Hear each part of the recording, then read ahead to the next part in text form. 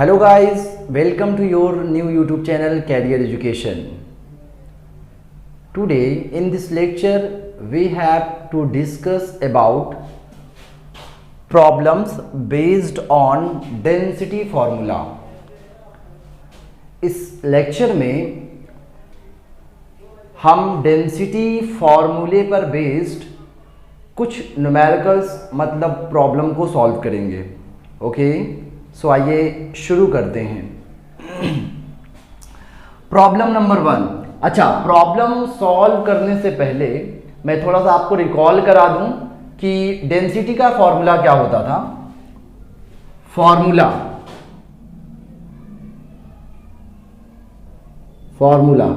Density का, density equal to में हमने जाना था z इंटू एम अपॉन में A cube into N A, जहां पर z आपका क्या है, atomic number of atoms in this unit in the unit cell, m is the molar mass, a is edge length and n is the Avogadro number.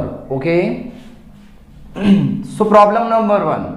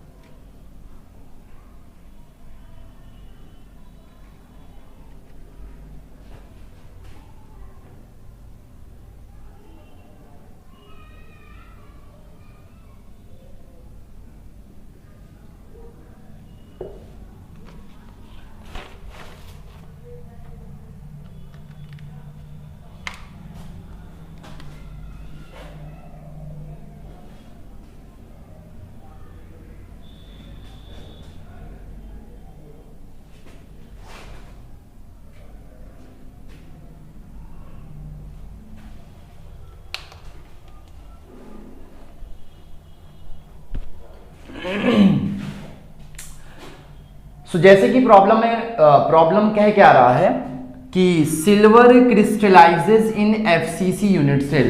एक silver element है जिसका FCC crystal lattice है. Okay, फिर से एक बार समझेंगे. एक silver crystal से बना हुआ एक एफसीसी लैटिस है, जिस एफसीसी लैटिस की जो डेंसिटी है 10.5 ग्राम पर सेंटीमीटर क्यूब है.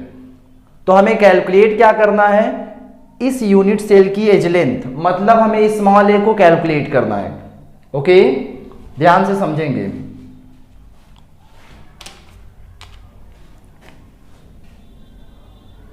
सॉल्यूशन. आप देखिए, किसी भी प्रॉब्लम को सॉल्व करने से पहले ध्यान से समझेंगे, किसी भी प्रॉब्लम को सॉल्व करने से पहले क्वेश्चन में क्या दिया गया है सबसे पहले हम उसे राइट करते हैं यानी लिखते हैं. इसके बाद जो निकालना होता है फिर उस पर हम लोग गौर करते हैं. ठीक है, तो ध्यान से समझेंगे. सिल्वर क्रिस्टलाइजेज इन ए एफसीसी यूनिट सेल. अब क्योंकि यूनिट सेल आपका एफसीसी है बेटा, तो आपको मालूम है कि एफसीसी यूनिट सेल के लिए जो नंबर ऑफ एटम्स मतलब जो z की वैल्यू होती है वो एक्चुअल में 4 होती है बेटा. क्या होती है? 4 होती है. एफसीसी यूनिट सेल के लिए z की वैल्यू यानी कि नंबर ऑफ एटम्स की वैल्यू बेटा कितनी होती है? 4 होती है. ओके, अब the density of silver is 10.5 gram per centimetre cube. अब डेंसिटी बेटा कितना दिया गया है, density 10.5 grams per centimetre cube given है। Okay, so calculate the edge length of the cell. हमें एज लेंथ यानी कि स्मॉल ए की वैल्यू को फाइंड आउट करनी है। ओके, अब देखिए हमारे पास बेटा फॉर्मूला है कि डेंसिटी इक्वल टू में z इंटू एम अपॉन में a का क्यूब इंटू एन ए, ये हमारे पास गिवन है। इसी के जरिए से हम करेंगे क्या कि एज लेंथ की वैल्यू को फाइंड आउट करेंगे।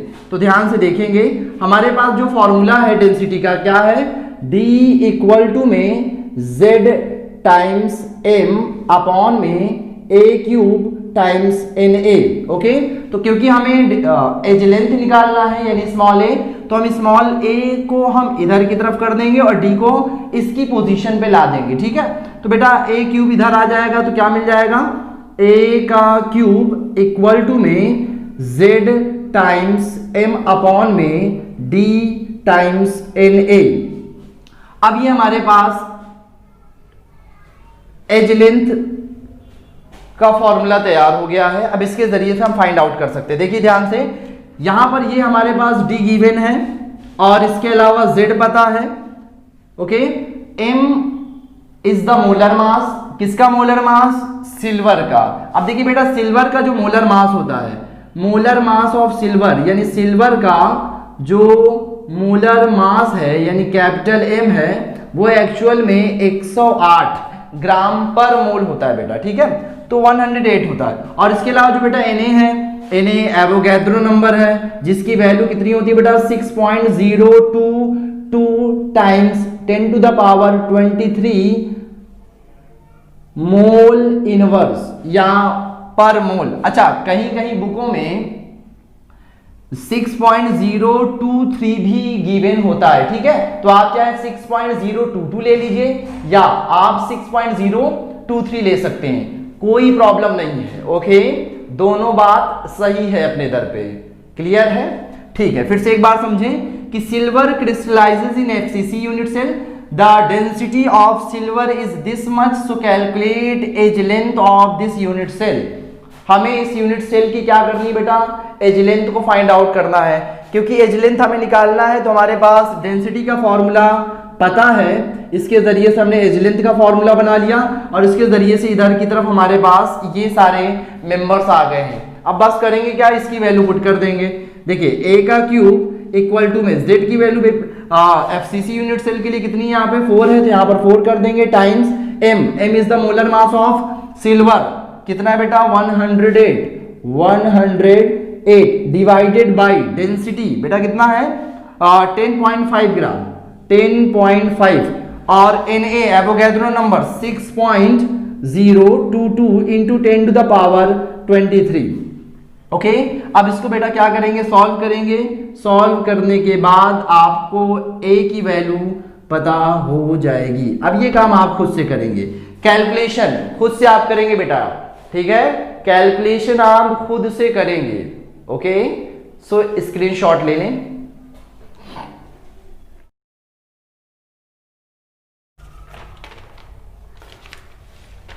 सो problem number second problem,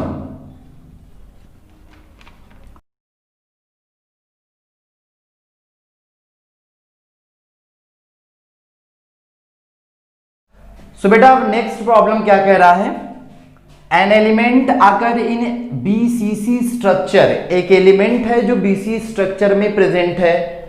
okay, किस स्ट्रक्चर में बेटा, बीसीसी स्ट्रक्चर में प्रेजेंट है with a cell whose edge length is 288 picometer। pm का मतलब होता है picometer। Okay, the density of the metal is this much, so how many atoms does in this mass of the element contain। Okay, तो हमको करना क्या है, ध्यान से समझ लें। एक हमारे पास बीसीसी स्ट्रक्चर है जिसमें कोई एलिमेंट प्रेजेंट है, जिस एलिमेंट के लिए यहाँ पे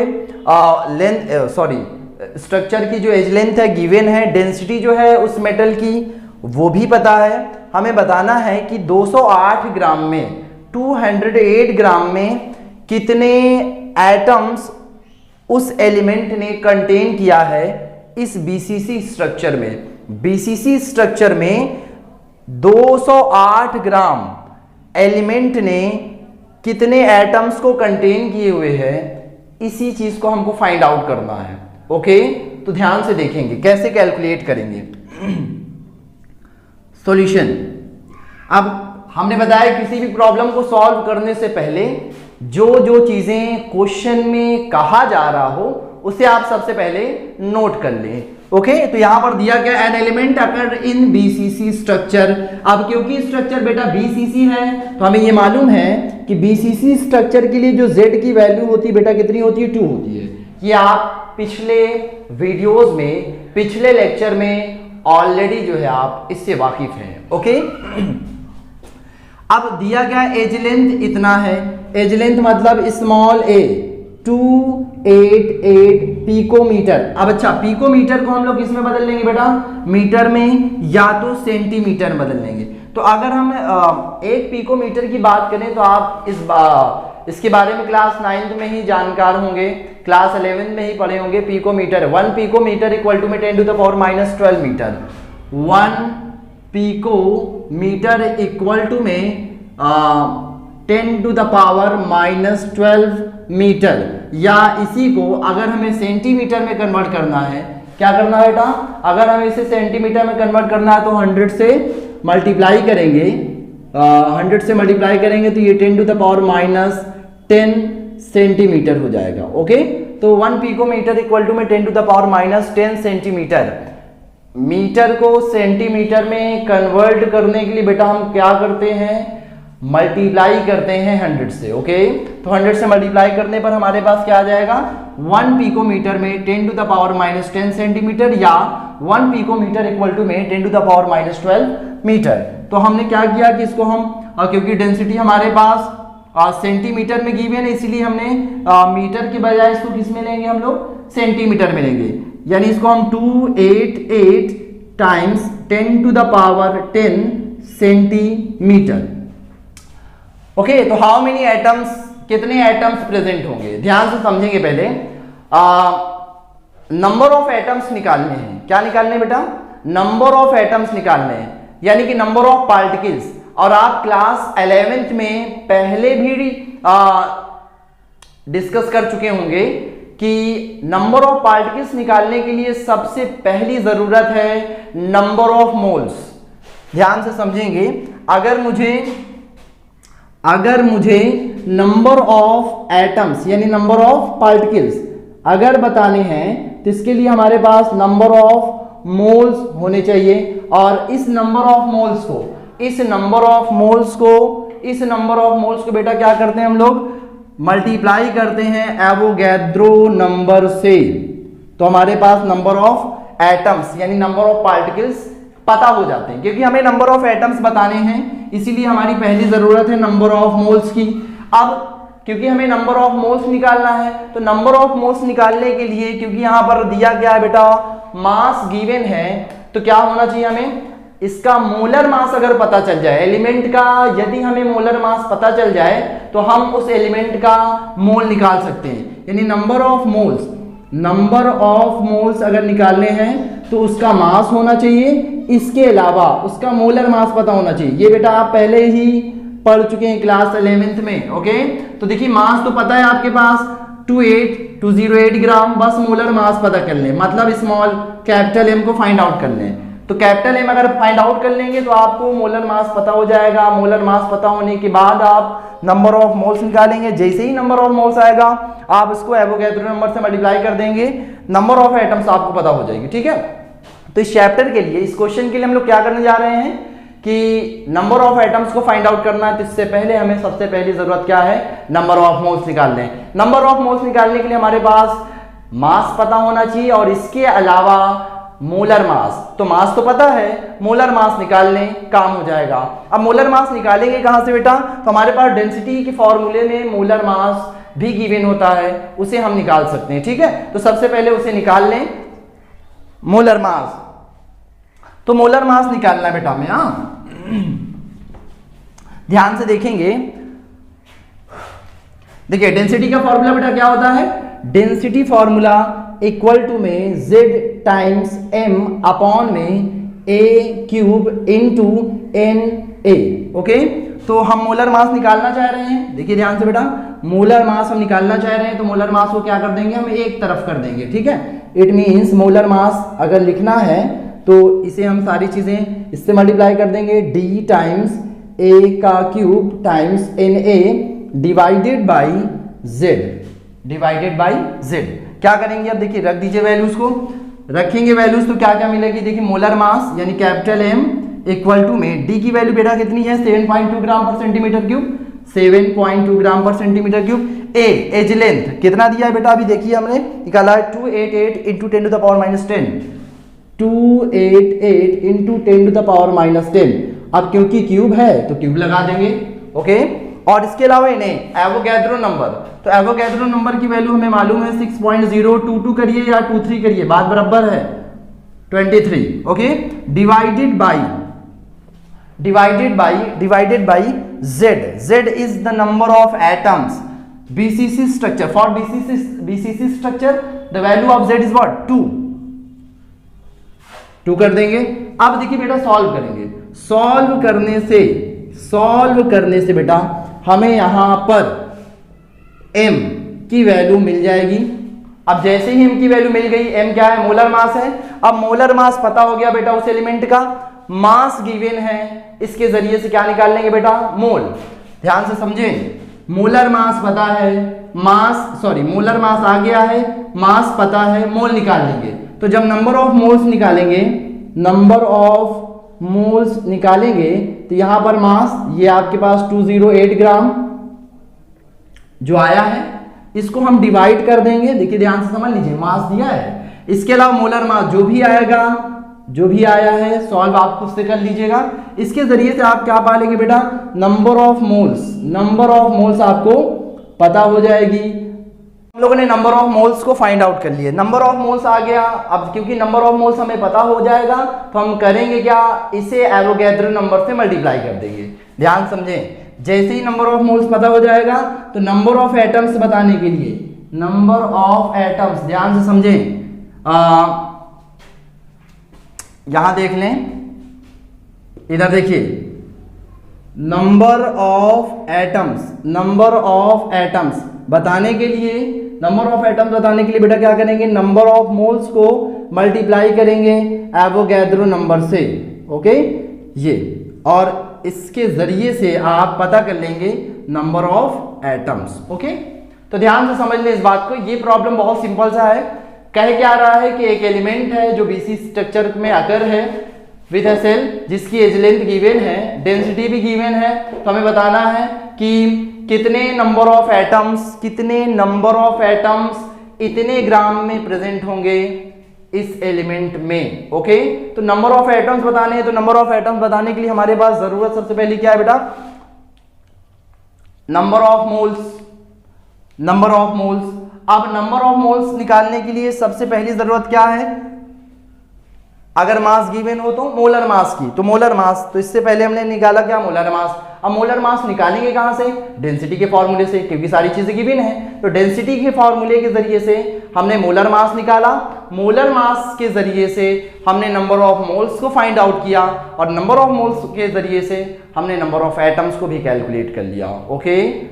बाकी कैलकुलेशन आप खुद से करेंगे, ठीक है। तरीका आपको पता चल गया है, क्या करना है, स्क्रीनशॉट ले लें।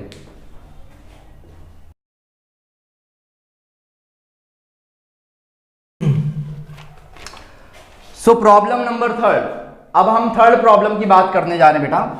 प्रॉब्लम नंबर 3,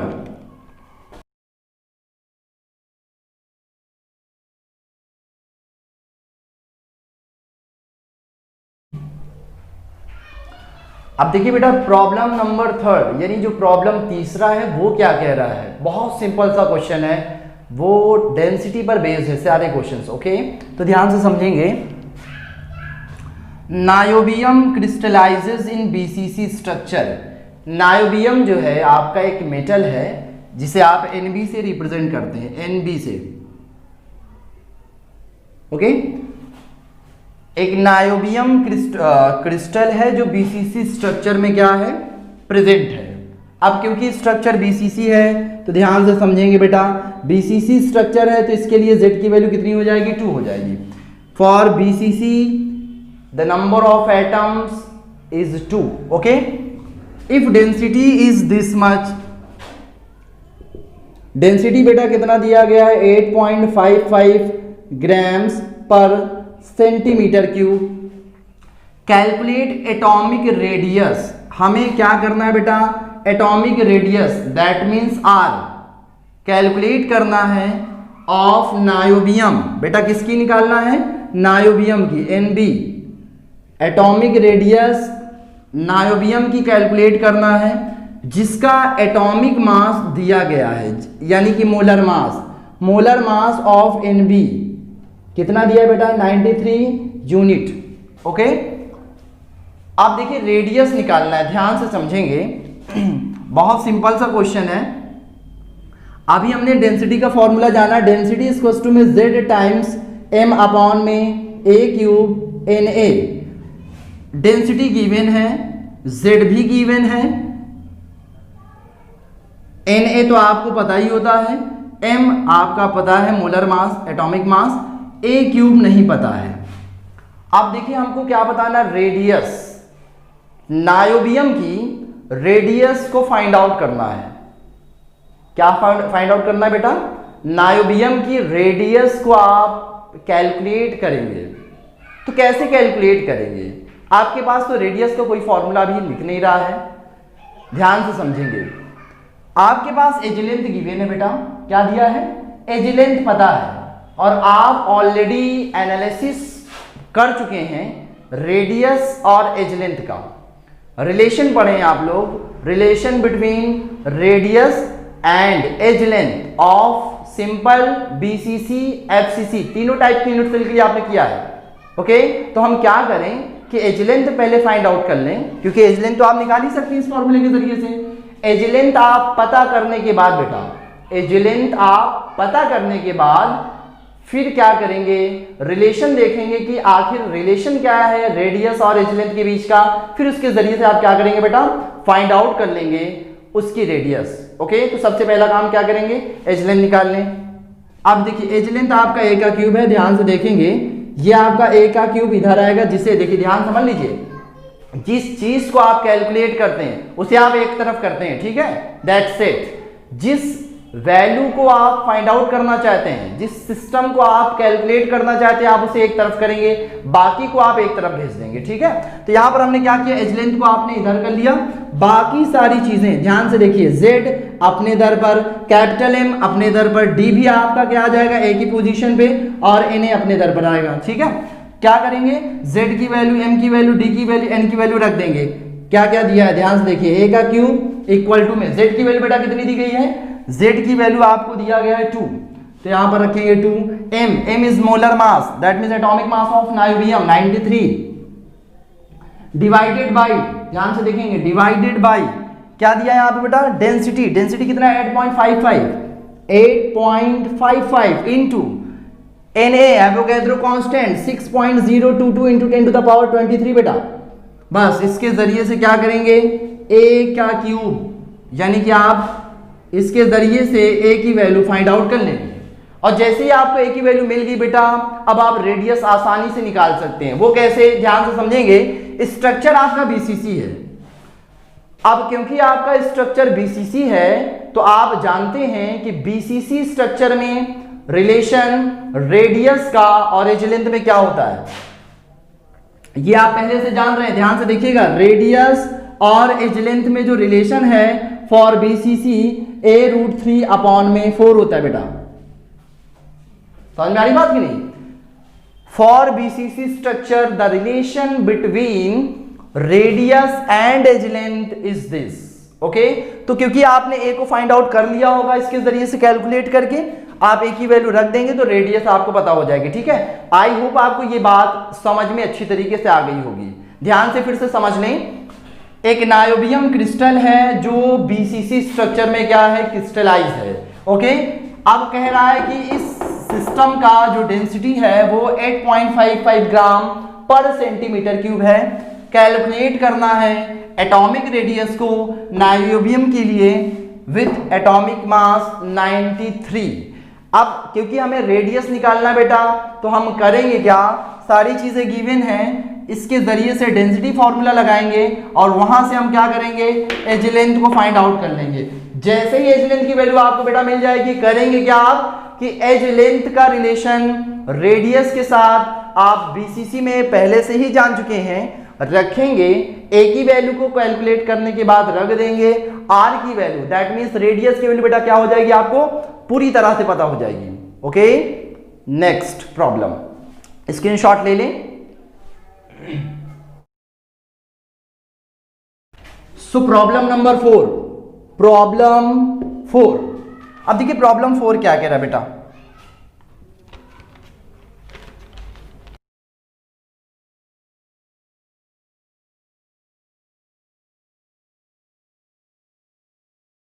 ओके सो बेटा इस प्रॉब्लम, ये प्रॉब्लम हमें क्या कह रहा है, ध्यान से देखेंगे। The unit cell of silver, यानी जो यूनिट सेल है बेटा वो किसका बना हुआ है, सिल्वर का है, contains 4 silver atoms. It means given क्या है बेटा, यहां पे क्या गिवन है,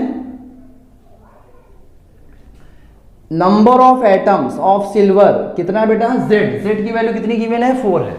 ओके, अब कह रहा है the edge of this cube cell is this much.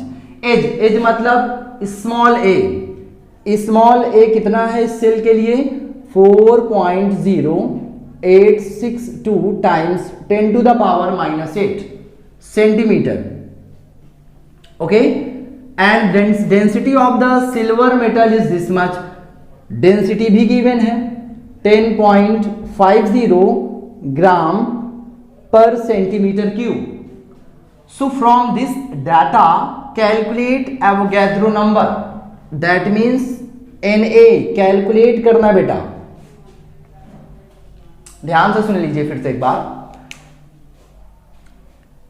एक यूनिट सेल है सिल्वर का जिसने 4 सिल्वर एटम को कंटेन किए हुए है, हुआ 4 सिल्वर एटम को क्या किया उसने, कंटेन किए हुए है, एंड एज लेंथ उस क्यूबिक यूनिट सेल के लिए गिवन है, डेंसिटी भी गिवन है। तो इस डाटा के जरिए से हम एवोगैड्रो नंबर को कैलकुलेट करेंगे। ओके, ठीक है, सो एवोगैड्रो नंबर निकालना है। अच्छा, सिल्वर एटम है, तो सिल्वर एटम का जो मोलर मास होता है बेटा, सिल्वर एटम के लिए जो मोलर मास यानी जो कैपिटल एम है वो 108 ग्राम्स पर मोल होता है, 108 ग्राम्स पर मोल। ओके, तो बस सारी चीजें गिवन है, एवोगैड्रो नंबर निकाला जा सकता है। अब डेंसिटी का फॉर्मूला बेटा क्या कहता है, D इक्वल टू में Z इंटू एम अपॉन में Na टाइम्स ए क्यूब।